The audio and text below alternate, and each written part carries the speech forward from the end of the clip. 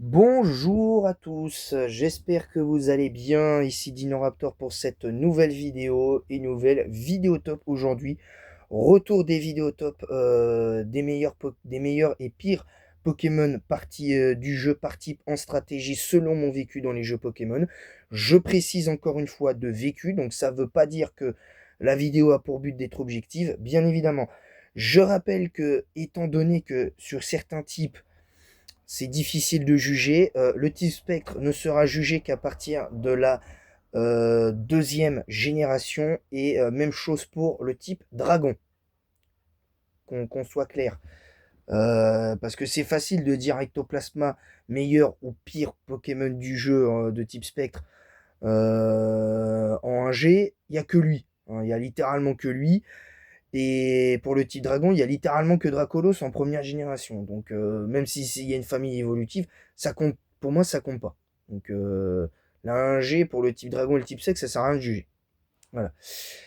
Juste avant de commencer cette vidéo, j'aimerais revenir un petit peu sur les propos qui ont été proférés, que j'ai proférés pendant mon live de Pokémon épée hier. Et le débat qu'il y a eu avec Pokestrada et Leroy hier, le problème quand j'ai parlé de cette personne que je ne vais pas reciter hier, hein, vous le savez, elle commence par un G et finit par un Z.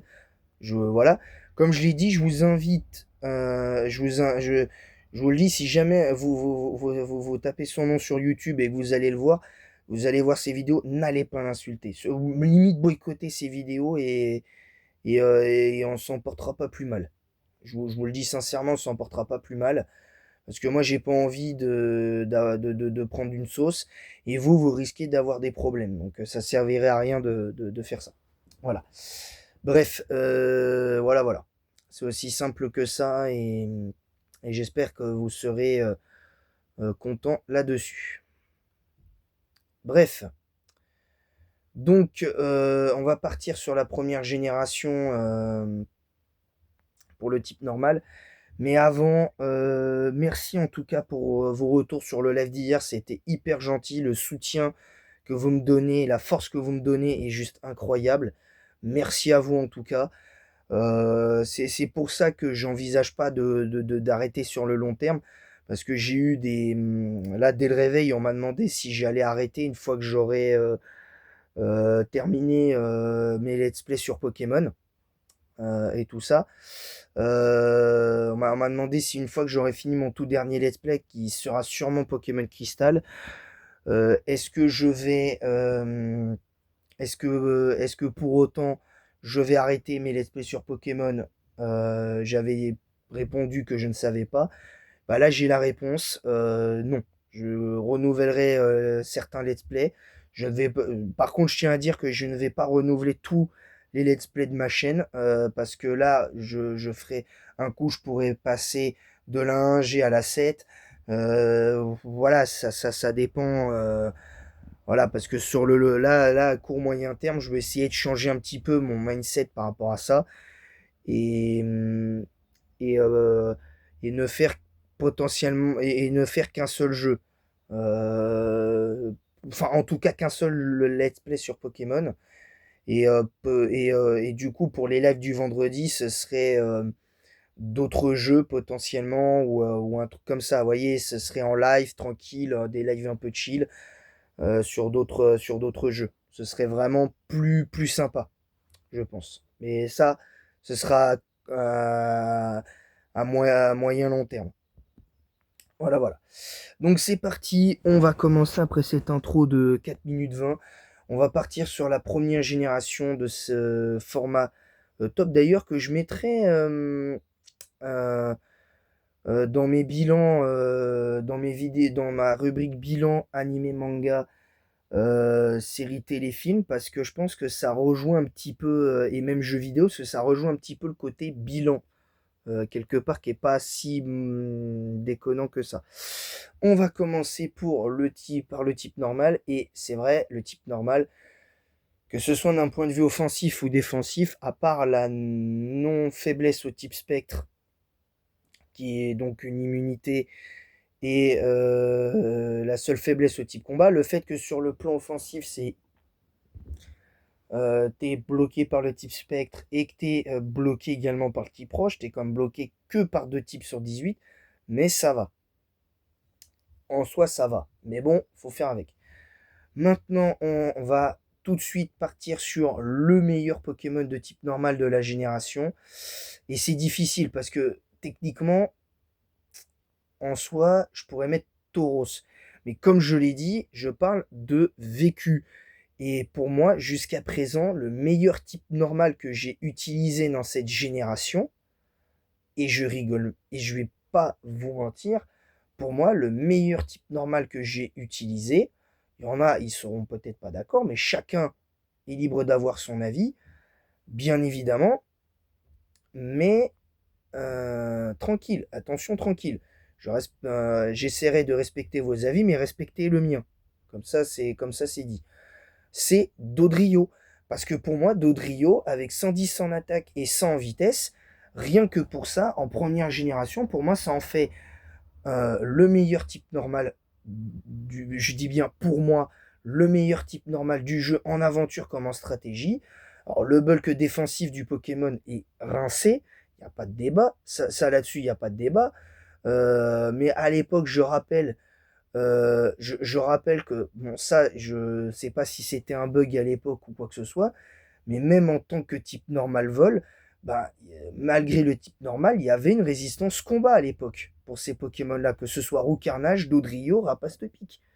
C'était, il y avait une résistance combat, et en sachant qu'il est immunisé au type Spectre et Sol, deux résistances au type insectes et plantes, et les seules faiblesses c'était électrique, glace et roche, et encore le type glace à l'époque n'était pas très vu, donc Dodrio n'avait quasiment rien à craindre sur l'aspect type glace. Le type électrique pour moi n'était pas très vu, même si le meilleur type électrique de l'époque c'était Elector, et le meilleur type roche selon moi c'était Rhinophéros. Donc alors, Grolem était présent, mais il suffisait d'éliminer toutes les menaces de type électrique et tout ça. Tu pouvais donc éventuellement éliminer Magnéton comme menace. Tu pouvais éliminer Magnéton, Raichu, Electek, Electrode, même si c'était pas très fort. Voilà, t'avais quand même des choses avec ce Pokémon-là. Et ça, c'est important de le souligner. Deuxième génération, la deuxième génération, là, c'est même plus une question de logique, de quoi que ce soit, c'est, euh, enfin, c'est factuel en fait, c'est même pas que ça. Et même moi, je l'ai constaté, je l'ai joué, et je peux pas nier l'importance de ce Pokémon. Bah, c'est Ronflex. En deuxième génération, le roi des Pokémon de type normal, c'est Ronflex. On se le dise clairement, c'est Ronflex. Parce que 110, 160 en PV, 110 en défense spéciale. Bon, la défense, c'est pas terrible, mais c'est même très mauvais. 110 quand même en attaque, des sets de l'enfer. Hein, le roi Ronflex avec quand même le set Cursolax avec malédiction, je crois, plus plaquage. Il était joué, il me semble, à l'époque avec repos. Donc tu avais quand même des sets assez violents. Et quand tu vois que dans les sets du Pokémon, alors plaquage était moins joué, mais ça je l'ignorais par contre avant de regarder. Mais tu avais soit des sets avec plaquage, tu avais Damoclès, tu avais Blabla Dodo éventuellement, tu avais Destruction, tu avais Cogno Bidon, tu avais Gros Bisou, va savoir pourquoi, tu avais Retour, tu avais Lance-Flamme et Déflagration, je piche pas trop, mais on va dire admettons. Mais Ronflex, c'était quelque chose en deuxième génération. Après, pour moi, en 3G, Ronflex, c'est moins fort parce que il y a eu d'autres Pokémon à mes yeux de type normal qui, pour moi, ont été un peu meilleurs que lui à l'époque. Mais ça, ça n'engage que moi. Troisième génération, là, pour le coup, le type normal commence à faire vraiment peur, mais pas dans le bon sens du terme. Et malheureusement, paradoxalement, le meilleur Pokémon de type normal, euh, à mes yeux, c'est Girafarig. c'est Girafarig. Parce que même s'il n'a pas des stats de ouf, normal psy, c'est quand même plutôt pas mal, parce que le type ténèbres était pas ultra représentatif à l'époque, et même ne serait-ce que le type insecte, il n'y avait pas de vraies attaques insectes à part PC insecte à l'époque, quand puissance cachée était disponible. Il résistait à lui-même, il était immunisé au type spectre, il était neutre au type combat, donc les attaques ténèbres, enfin à la limite les seuls types ténèbres qu'il y avait qui étaient vraiment peut-être potentiellement à niveau, c'était potentiellement, il y avait que Absol, ou peut-être je crois Farfuret à l'époque, et encore, il n'y avait pas énormément de, il y avait pas énormément de types ténèbres en troisième génération qui étaient réellement capables de faire quoi que ce soit, parce que Cactiante c'était pas ouf, Colomar c'était pas, il était pas son prime, Démolos c'était pas terrible, Grayena j'en parle pas, il n'y avait pas énormément de choses, et Noctalis c'est sans plus, Sharpedo bof, Tangalis bof, à la limite il y avait peut-être Tyrannosif qui était peut-être le seul vraiment Pokémon ténèbres qui était capable de faire quelque chose,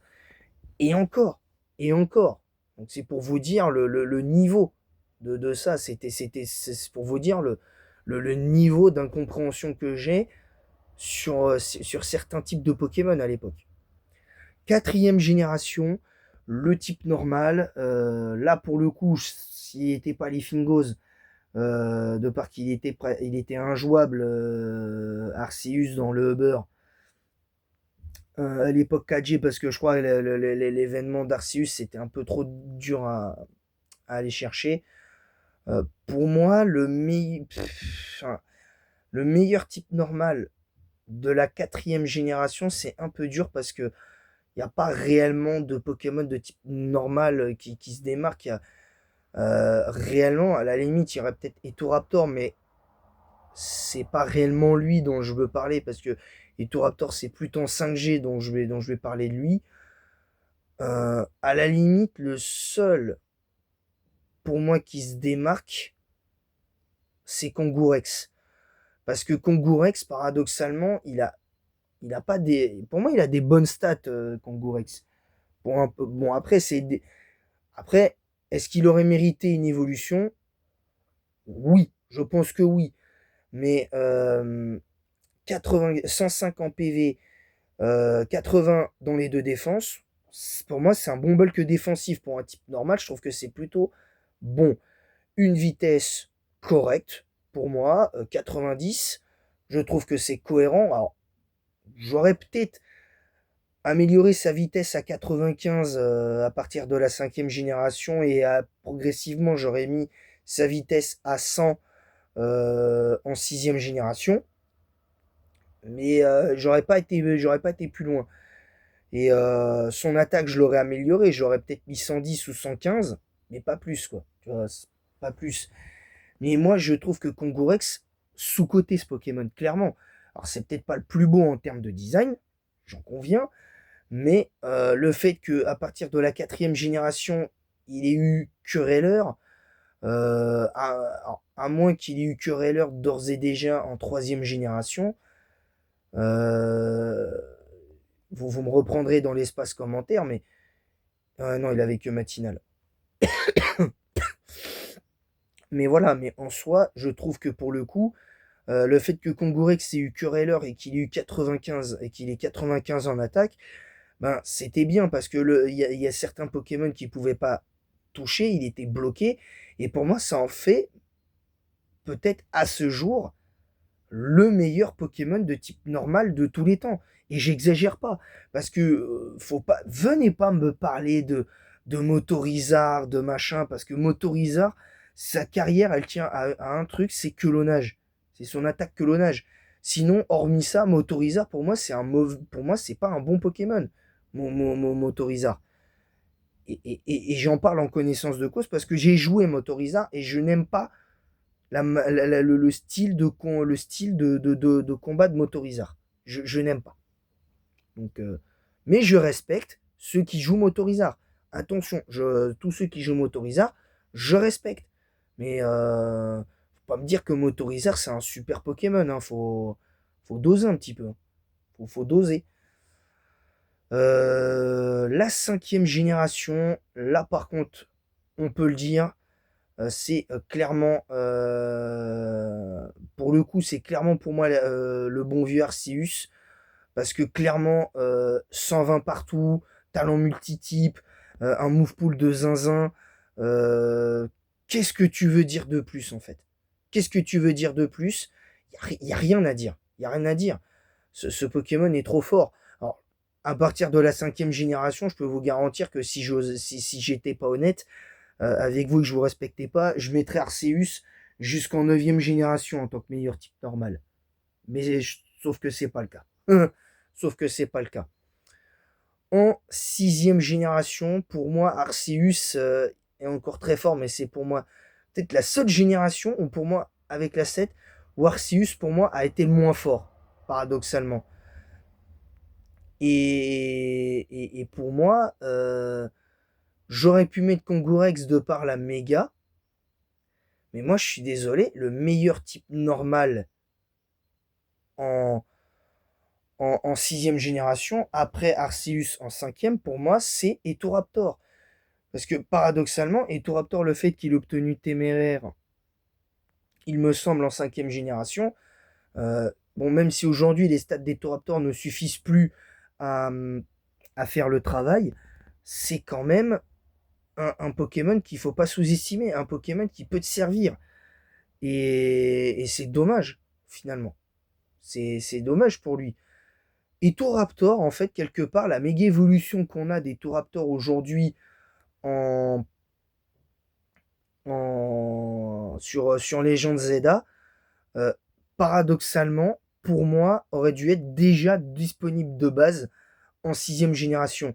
Parce que Mega Etoraptor, quand tu vois les stats de Mega Etoraptor aujourd'hui, selon le talent des Toraptor, selon le talent que tu peux donner à Mega Etoraptor, tu joues Etoraptor avec Intimidation, qui est pour moi son meilleur talent, et tu fais, et à peu près, tu mets ce que tu veux derrière. Mais Etoraptor, en 6G, c'est quelque chose. En 6G, c'est quelque chose. Faut le dire.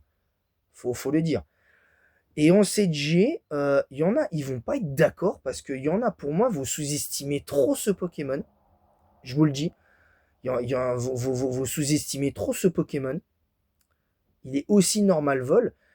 Alors, certes, il est dans le tiers Zédu, mais moi, je suis désolé, le meilleur Pokémon de long et de très loin, le meilleur Pokémon de type normal en 7e génération, je suis désolé, mais c'est euh, Bazoukan.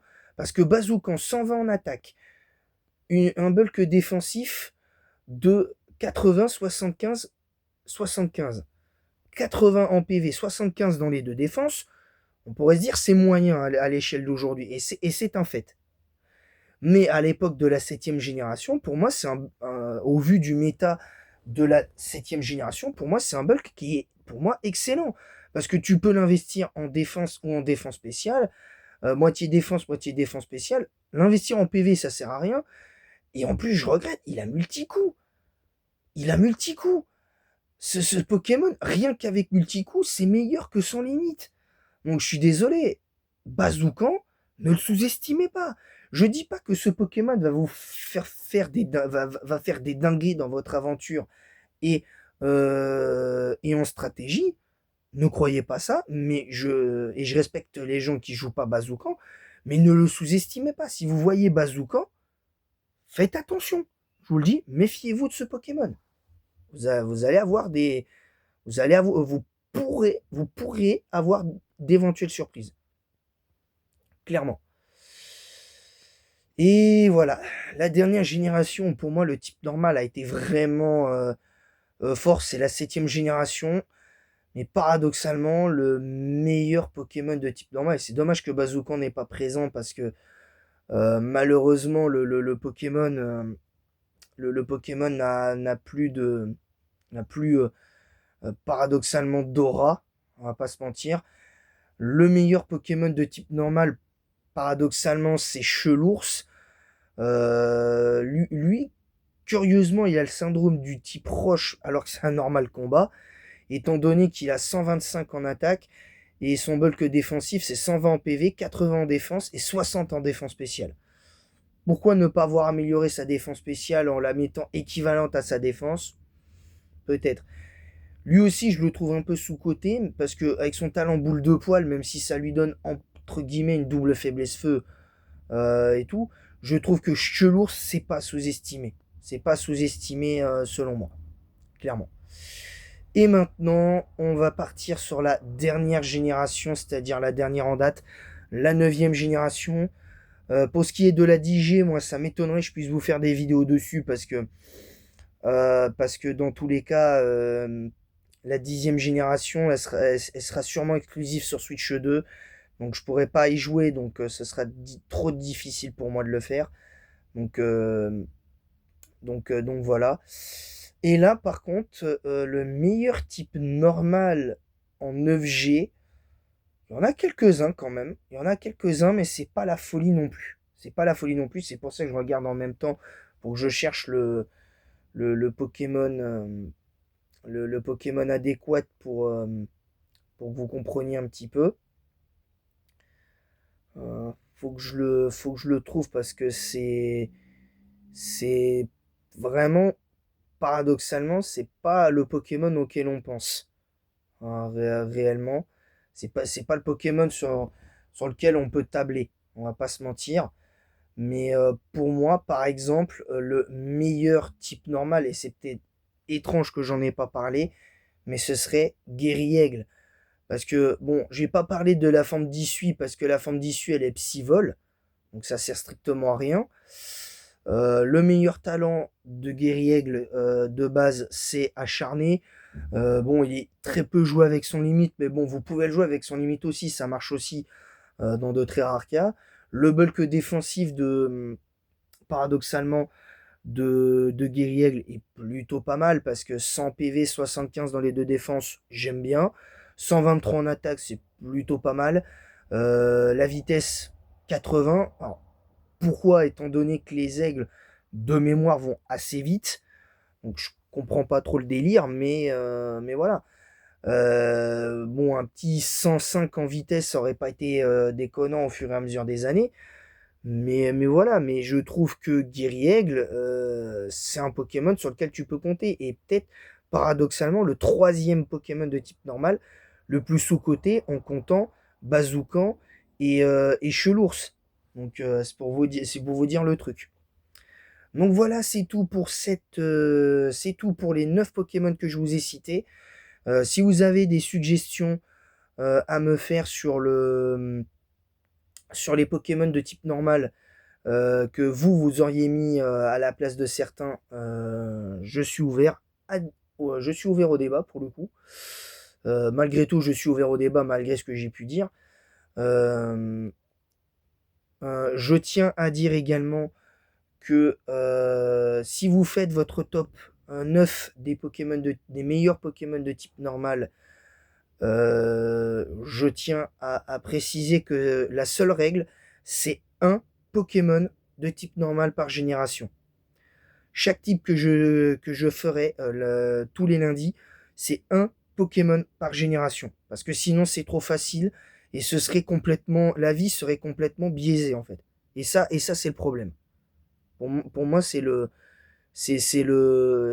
à mes yeux le plus gros du problème, selon moi. Voilà, c'est tout pour cette vidéo. J'espère qu'elle vous aura plu. N'hésitez pas à vous abonner, à liker et à partager et à activer la cloche. Vous pouvez partager le lien de ma chaîne YouTube, forcément sur YouTube, Discord, sur YouTube, Discord, Twitch, Instagram et TikTok. Pour ceux qui ont ces réseaux sociaux-là. Et voilà. Bon, après, c'est pas tout, mais voilà. Sur ce, mettez un pouce bleu et un commentaire pour le référencement de cette vidéo en disant en quoi vous êtes d'accord, pas d'accord avec mon top 9 des meilleurs Pokémon de type normal. Je rappelle, la seule règle, c'est que vous devez donner, les deux seules règles, c'est que vous devez donner des arguments sur les Pokémon de type normal que j'ai cités. En quoi, pour vous, vous auriez mis un autre Pokémon et tout. Et aussi votre propre top 9, c'est-à-dire votre top 9 des meilleurs Pokémon normal ou pire, ou les pires Pokémon de type normal. Mais attention, Je dis bien attention, la règle importante, c'est que ça ne doit être qu'un seul Pokémon par type. Pas un seul Pokémon par génération, sinon c'est trop facile. Sur ce, je vous laisse, et en attendant la prochaine, je vous dis à bientôt pour de nouvelles aventures. Je vous dis à demain pour le prochain épisode de Match Strat 7ème génération. Match commenté Strat 7ème génération, en tout cas qui se veut Strat. Et en attendant, c'était Dinoraptor. Et à bientôt les amis.